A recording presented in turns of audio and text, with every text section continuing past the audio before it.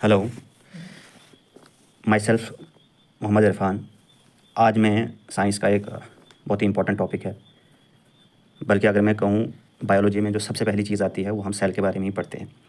तो मैं आपको बताने की कोशिश करूँगा, समझाने की कोशिश करूँगा कि ये सेल है क्या, how it functions, how it works.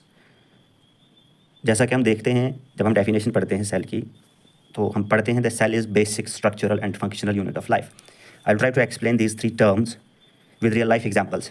जब हम एक दीवार बनाते हैं, जैसे यहाँ पे मैंने एक दीवार बनाई, ये ब्रिक्स हमने लगाई इसमें, तो फिर हम जाकर एक दीवार बनाते हैं।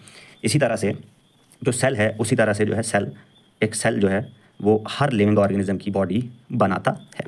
तो इसका मतलब basic, basic means the unit, कहाँ से जो है ये शुरू होता है, इसका स्ट्रक्चर कहाँ से शुरू होता है। जिस तरह से ब्रिक बेसिक यूनिट है एक वॉल का, इसी तरह से जो सेल है वो भी एक लिविंग ऑर्गेनिज्म का बेसिक यूनिट है। जब हम स्ट्रक्चरल पे आ जाते हैं, जब फिर ब्रिक ये जो है बहुत सारी ब्रिक्स मिलकर एक दीवार को बनाती हैं, तो हम ये कहते हैं कि ये वॉल का जो स्ट्रक्चर है वो ब्रिक्स की वजह से बना हुआ है। That is why we call a brick as structural unit of a wall. Similarly the body of every living organism is made up of the cells. That is why we call it as the structural unit of life. Then comes the functional unit. अब जब हम देखते हैं the wall provides strength, इसमें strength होती है, तो किसकी वजह से आती है? वो ब्रिक्स की वजह से आती है। और भी हम उसमें बहुत सारी चीज़ें इस्तेमाल करते हैं, जैसे सीमेंट का इस्तेमाल करते हैं। इसी तरह से जो लिविंग ऑर्गेनिज्म की बॉडी है, वहाँ पर भी जो है जितने भी फंक्शंस, ओवरऑल जो लिविंग ऑर्गेनिज्म के फंक्शंस जो होते हैं, वो कहाँ पे परफॉर्म होते हैं? एक सेल के अंदर ही परफॉर्म होते हैं। जो भी सेल की प्रॉपर्टीज़ होती हैं, वो जो है उस लिविंग ऑर्गेनिज्म की प्रॉपर्टीज हैं वो बन जाती हैं। Now let me explain the structure of the cell. The structure of the cell, generalised cell क्या है? एक न्यूक्लियस होता है, एंडोप्लाज्मिक रेटिकुलम होता है, माइटोकॉन्ड्रियन होता है, और जो प्लांट सेल है हमारे पास, उसमें क्लोरोप्लास्ट होता है, और उसमें एक और एक्स्ट्रा जो सेल वॉल होती है।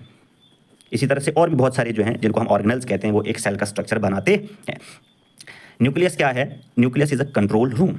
मैं आपको एग्जांपल दूंगा, रियल लाइफ एग्जांपल, कि जब हम एक ह्यूमन सेटलमेंट की बात करते हैं कहीं पर, तो उसमें क्या होता है? सबसे पहले एक कंट्रोल रूम होता है, जहाँ से जो है उस पूरी ह्यूमन सेटलमेंट की जो सारी एक्टिविटीज़ हैं उनको प्लान किया जाता है, उनको कंट्रोल किया जाता है, उनको मॉनिटर किया जाता है। Similarly the activities that are happening inside the cell are controlled by the cell. What is going to happen, that is encoded inside the cell, inside the genome.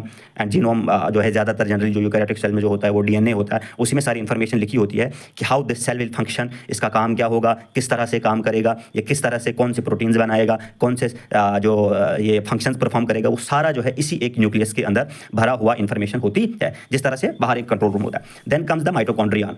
Mitochondrion को हम कहते हैं power house of the cell, क्योंकि इसमें बनता है ATP, adenosine triphosphate, यहाँ पे जनरेशन होती है। जो सेलुलर रेस्पिरेशन होती है, एक्चुअल में जो हम रेस्पिरेशन पढ़ते हैं, एक्चुअल जो रेस्पिरेशन होती है एक माइटोकॉन्ड्रियन के अंदर होती है, और वहाँ पर जो है ये एटीपी फॉर्मेशन होती है। This is the energy currency of the cell. Similarly अगर हम ये ह्यूमन सेटलमेंट्स में देखें तो पावर प्लांट्स होते हैं, जैसे हाइड्रोइलेक्ट्रिक पावर प्लांट्स हैं हमारे पास, थर्मल पावर प्लांट्स है, जियो थर्मल पावर प्लांट्स है, वहाँ से जो हमें पावर मिलती है, एनर्जी मिलती है, और उस एनर्जी का इस्तेमाल हम पूरी ह्यूमन सेटलमेंट की फंक्शनलिटी के लिए हम करते हैं। सिमिलरली जितनी भी एनर्जी ह्यूमन बॉडी के अंदर या किसी भी लिविंग ऑर्गेनिज्म की बॉडी के अंदर यूज होती है, तो वो इसी माइटोकॉन्ड्रियन के अंदर पैदा होती है। Then comes the third most important organelle, that is chloroplast. It is present only in the green plants. ये प्लांट सेल्स में ही होता है, जो ऑटोट्रोपिक होते हैं ऑर्गेनिज्म। अब ये इसका काम क्या होता है? This acts as a food factory, food factory. आप इसकी एग्जांपल आप रियल लाइफ में देख सकते हो। जो भी हमारे पास फैक्ट्रीज है, जहाँ जहाँ से हमारा खाना बनता है, जहाँ जहाँ से हमारे कपड़े बनते हैं, वो सारी चीज़ें जो हैं एक फैक्ट्री का काम करते हैं। सिमिलरली जो भी चीज़ें जैसे फूड बनना है, वो सारी चीज़ें जो है हमारे क्लोरोप्लास्ट में बनती है। सिमिलरली इस तरह से एक और चीज़ है जो फैक्ट्री का काम करती है, वो हमारे राइबोसोम्स, और ये राइबोसोम्स जो है वो प्रोटीन्स बनाने में हमारी हेल्प करते हैं।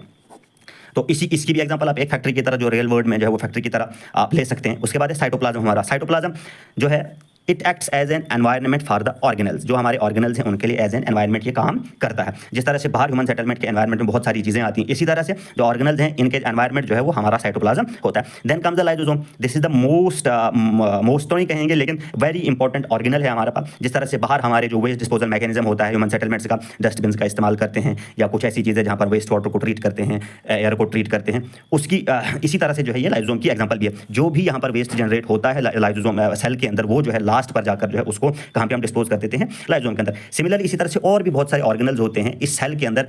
आप कह सकते हैं कि इस सेल के अंदर एक छोटी सी दुनिया है, और इसको हम बाहर की दुनिया से कंपेयर कर सकते हैं। और यही जो सारे ऑर्गेनल्स हैं, ये सारे सेम फंक्शंस परफॉर्म करते हैं, और वो फंक्शंस जो हैं इस सेल को एक खास फंक्शन प्रोवाइड कर देते हैं, और उसी फंक्शंस की वजह से, जो वो फंक्शन परफॉर्म करता है, उसी की वजह से एक लिविंग ऑर्गेनिज्म जो है वो उसको हम लिविंग कह पाते हैं। And whenever cell gives up its functions, जब वो काम करना छोड़ देता है, that living organism is termed as dead, DEAD, dead.